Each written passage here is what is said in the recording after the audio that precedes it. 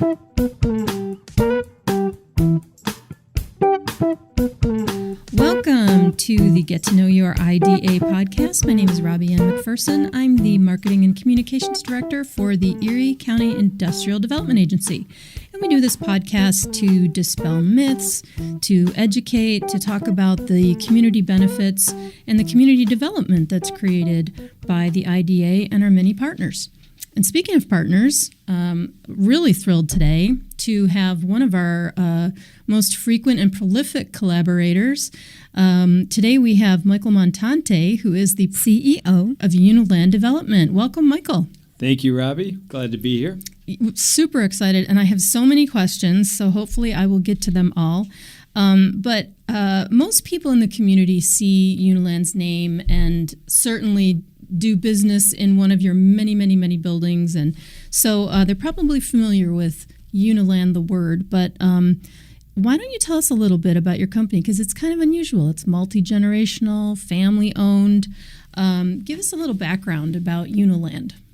So, yeah, Uniland is, we're approaching 50 years old, which I can't believe that I'm saying that. I started with the company about 35 years ago.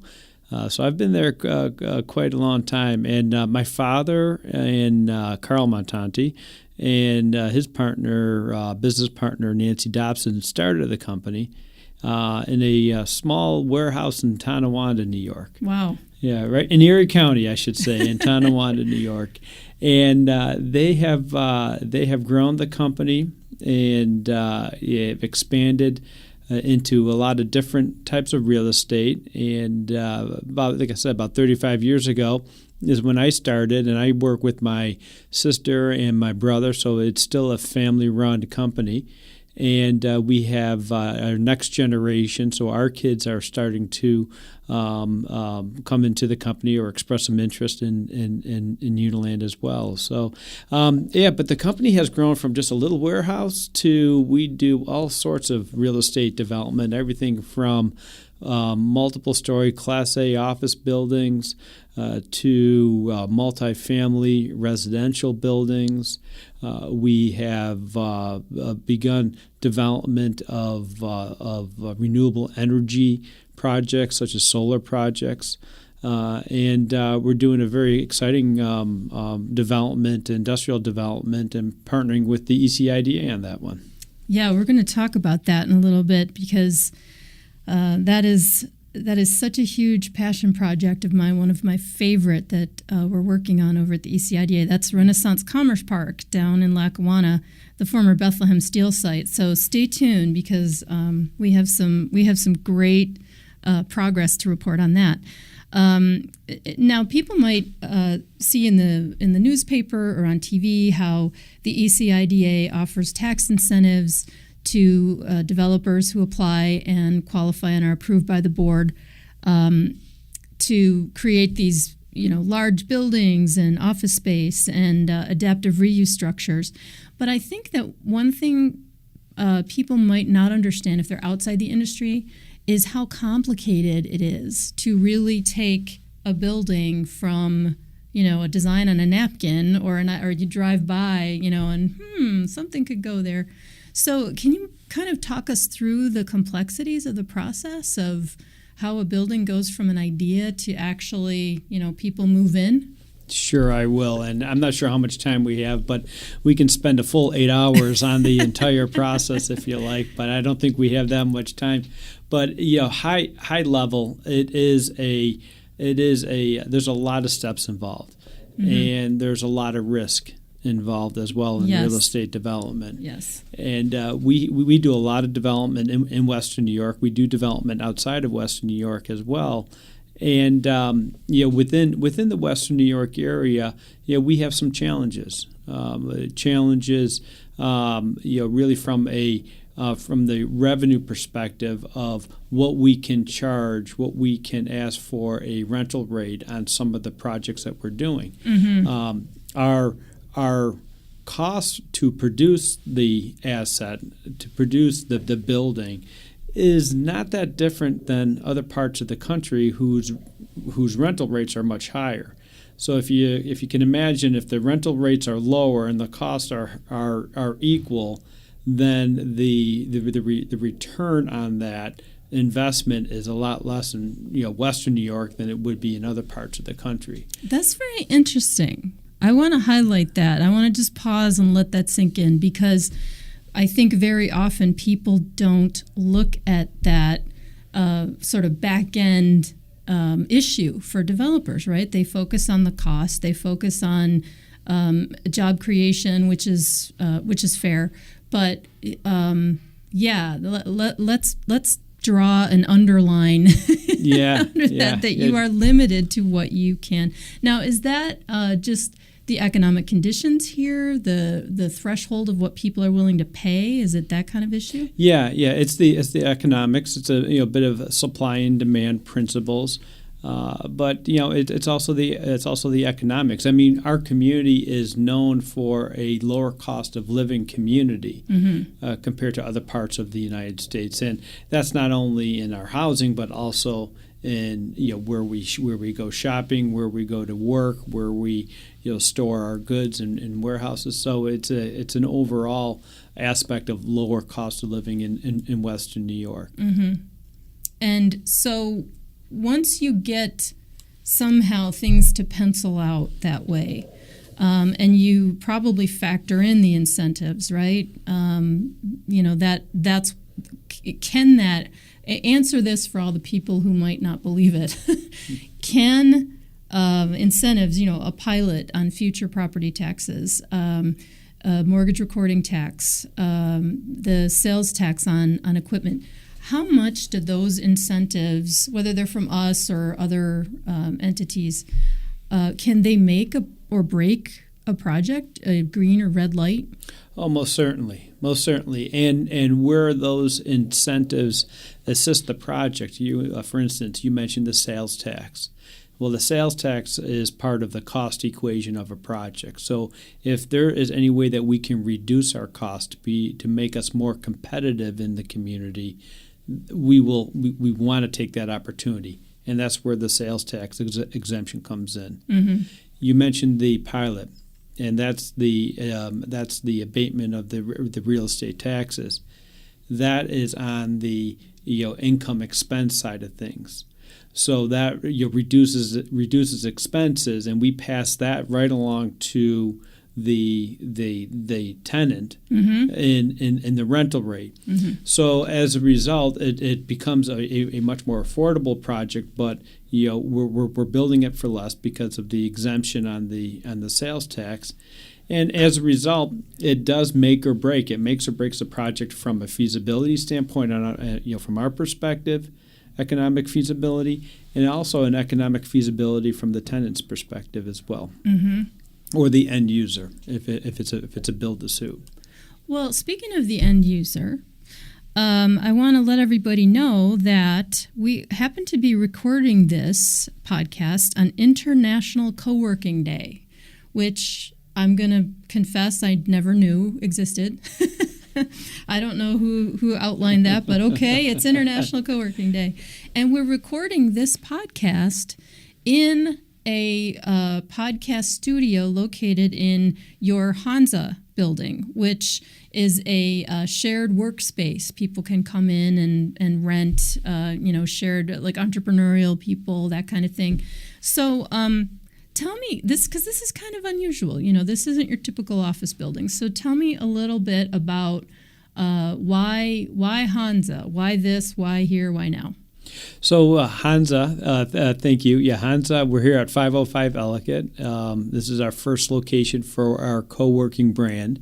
Our co-working brand is called Hansa, and it occupies most of the building that we're in today.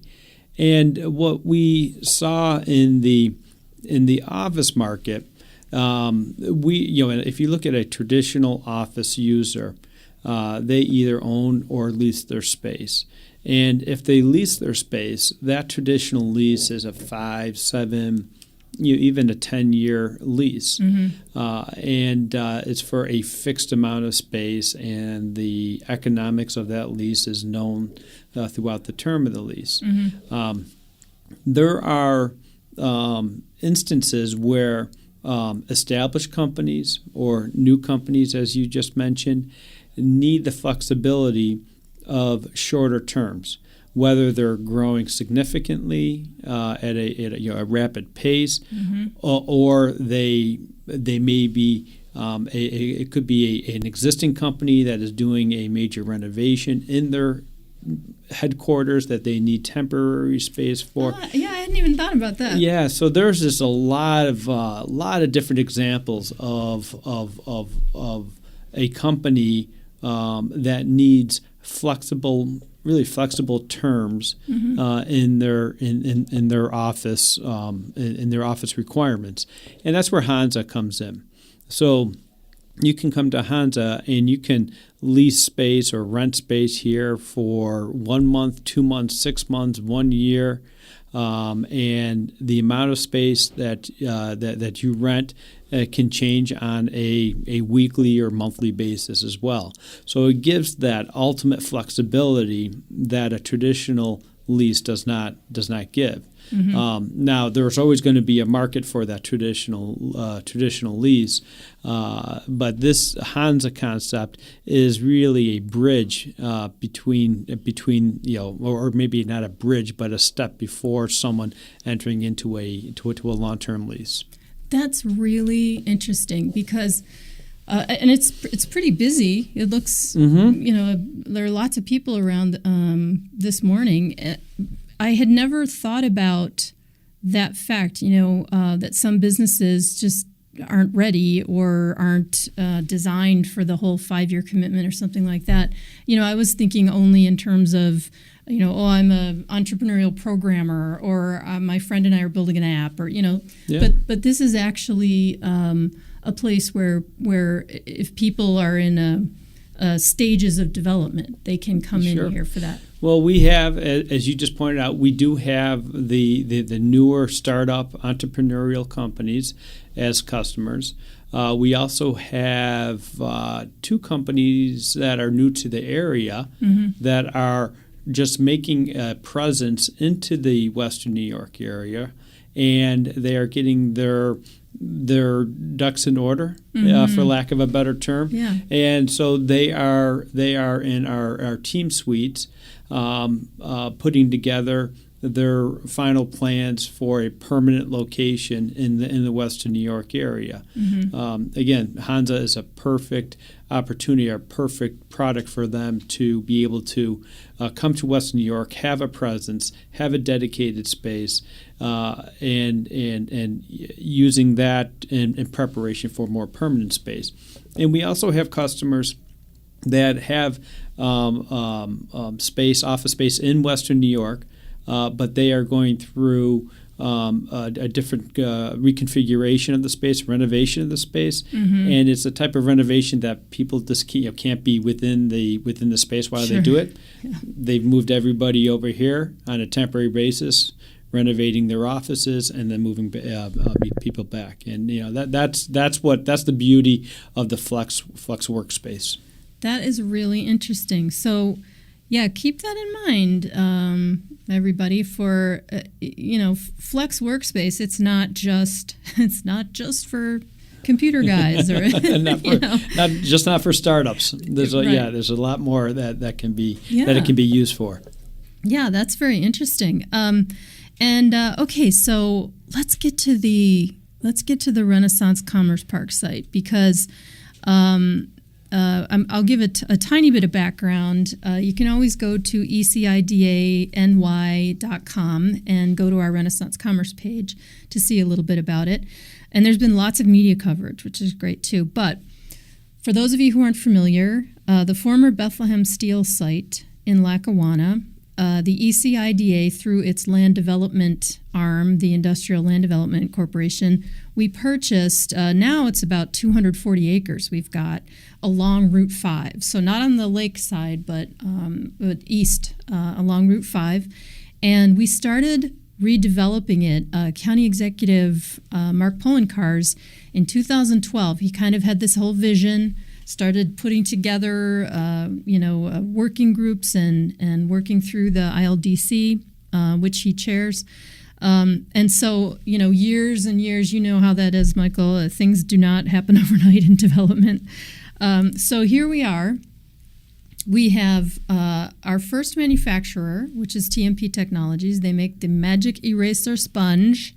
So yes, folks, it's made right here in Buffalo. Go out and buy some more because everyone has them. And then our first developer on the property at Renaissance Commerce Park, none other than Uniland. So if you would, tell us a little bit about why you took that risk, because as you mentioned before, a lot of development is risk. There's so much risk for so many people in so many ways. So tell us why you made that decision and what you're building there, and what's the Uniland role at Renaissance? So, Renaissance is just turning into a great project. And, I think we have to give credit where credit is due, and that is, Erie County and the ECIDA and the ILDC that had the foresight to really invest in Bethlehem Steel. Now Renaissance Commerce Park. That is for a private entity to have the patience and the resources needed in order to move that project forward to where it is today would be very, very difficult. And it is it's a flagship example of a private-public partnership. Again, with the Erie County, with the ECIDA and the city of Lackawanna, and there's some state partners in there as well with the Brownfield Cleanup Program. So the DEC and New York State Tax and Finance are also considered partners and stakeholders in that project. Just going back to just the market itself, that is a commercial, industrial, light manufacturing project, Renaissance Commerce Park, and the supply and demand factors in that real estate arena right now is a very tight market, meaning that there is significant demand and there's not a lot of supply. Yes. And that has been well documented with real estate firms that track the market. Invest Buffalo Niagara has done some market studies on this as well. So well documented that it's a very tight market. So we saw Renaissance Commerce Park as a great opportunity. I mean, if you think about what the history of Renaissance Commerce Park and what it was before, it was a major industrial steel plant, and it was located very central to a lot of different attributes that we look at: housing, amenities, accessibility, and you look at the infrastructure that was needed to operate Bethlehem Steel. Well, that same infrastructure is being used today, or is needed today, to be able to service the new buildings that are going up, whether it be that electricity, water, storm drainage, natural gas. Some of our users are significant. Significant users require a lot of utility to run their operation. So it's almost like it was already built in. We're just taking the old buildings away and bringing in the new buildings and continuing to use that as an industrial park. Going back to how the ECIDA is involved beyond working with Lackawanna and developing the land getting the land ready for development. We have been been working with them on the incentives, the pilot and the sales tax and mortgage tax. And we also have the brownfield tax credits. And I can say without those incentives, we would not be developing there. And you kind of look at it, and some people may say, "Oh, does that corporate welfare? Are we just giving money away?" And we certainly do not see it that way. Mm-hmm. The way we see it is that we are looking at a contaminated brownfield that's vacant, that's generating zero taxes to the community. And when we're done developing, what do we have? Well, we have a new building that we created jobs to build that building. Mm-hmm. We had to purchase material to build that building. There's new companies coming in to occupy that building with employees. And you think about the exponential increase in taxes as a result of that, not only real estate taxes, but sales tax, for the money that is spent beyond the initial construction of the project. Mm-hmm. It's 1,000 times more than what was being paid there. So it's a pretty significant return to the community for that investment, and that investment is the inducement for the pilot and for the sales tax. Definitely, that is so well put, and thank you for explaining that from the developer's point of view. That term, that corporate welfare term, in our industry, it always makes us bristle because not only is it kind of a derogatory, kind of glib term that doesn't really demonstrate what's actually going on, but it's just plain incorrect, because without making the investment, you don't get the benefits. Mm-hmm. And if you make the investment and you don't keep your agreement, then you get the benefits clawed back. So I don't really understand the welfare part, because that sort of implies that is like a handout, but that's not what's happening here. And as you said a few minutes ago, when you're looking at the return on your investment and you have a large company, not only is it all of those things, right? Taking a land that had no tax revenue at all for the community of Lackawanna or Erie County, but you're also kind of doing some work to heal that psychic wound of Bethlehem Steel. Right? That's right. We all remember the day in 1983 when they shut their doors for good, and then for the community driving by every day, and there's just not much happening there, and it's sort of decaying. And I think that's why it means so much to me personally. Professionally, obviously. But personally, I'm so excited to be a part of what we're doing on that project. Yeah, well, I was going to say, you could drive by there today, and it looks very different than what it looked like over the last 30 or 40 years, for sure. And so we'll have that first building that we're doing, which is 8 Dona. That's a 150,000 square foot building. We'll have that complete by, I would say, about September-ish, mid-September, end of or beginning of October. Mm-hmm. We have lots of activity, a lot of different companies interested in that building. And what's exciting is that it's a wide spectrum of companies that are interested.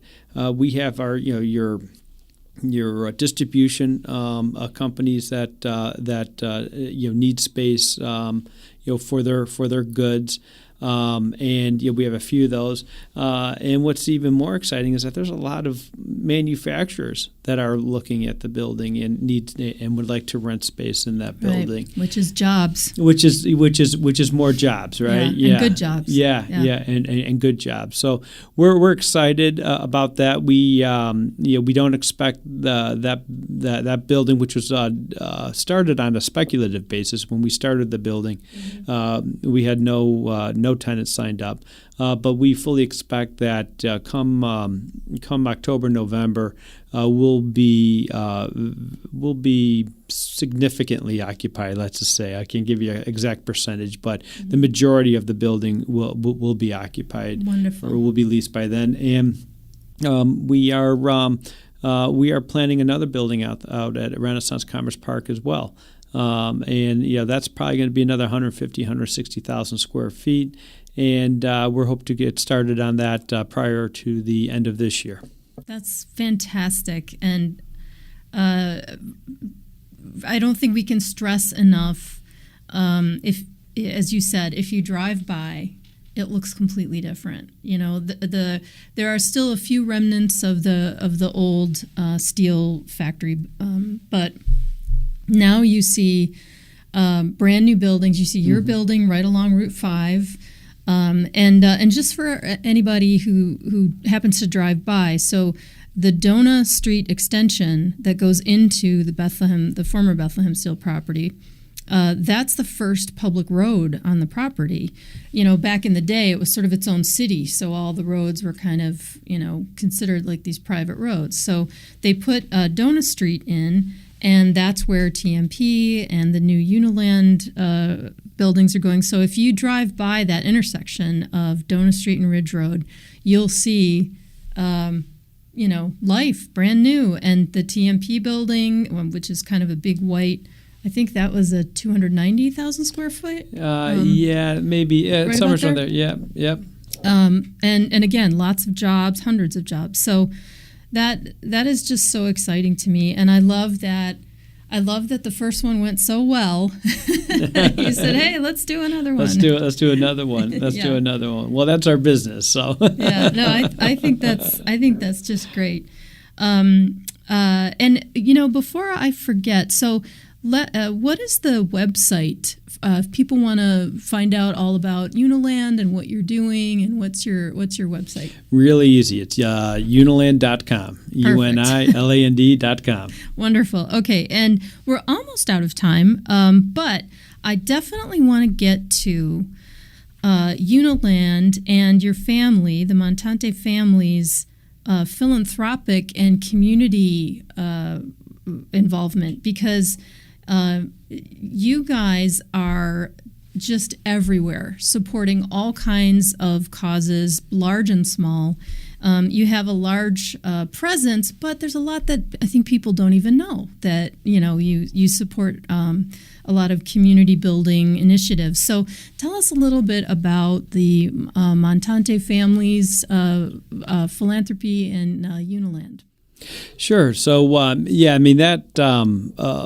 our philanthropic philosophy has that started as we were children. When we were children, I mean, my parents, Carl and Carol Montante, have been very, very generous their entire lives, and growing up as a child, you see that, and you see the benefits of what results what comes of giving back to your community, and we see the Buffalo and the Western New York community as a place that we obviously call home, and we do a lot of business in the community, and we've been successful in doing so, and we owe it to the community to give back.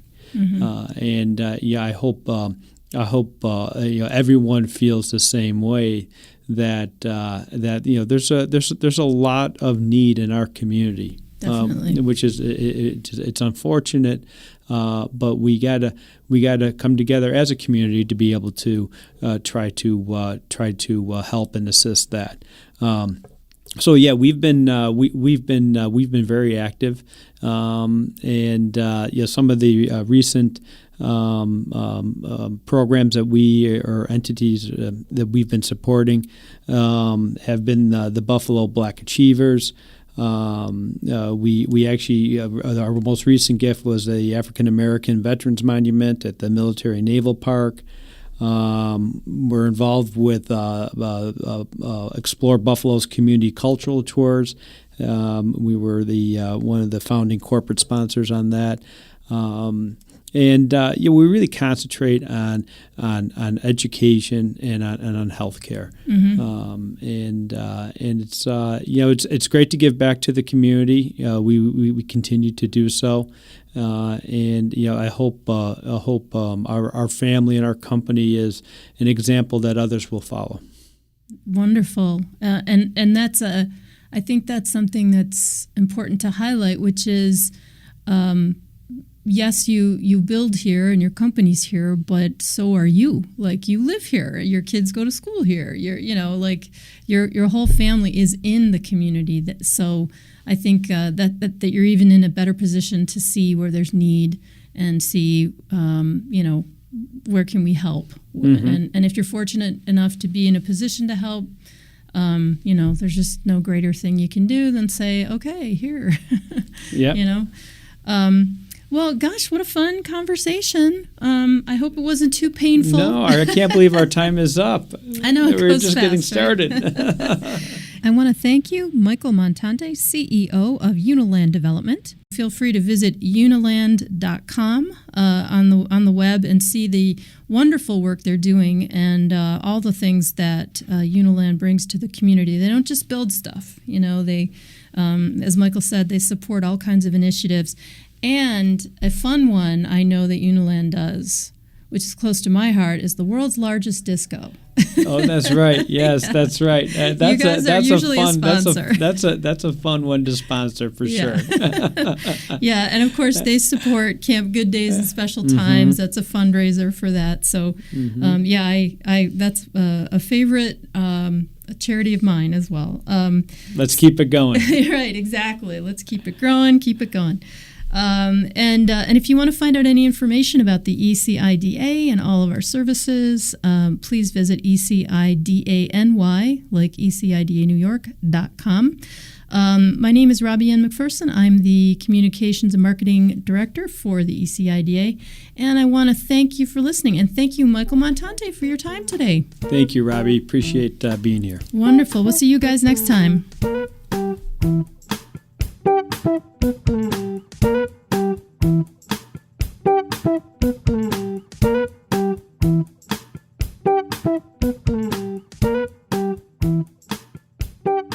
Thank you.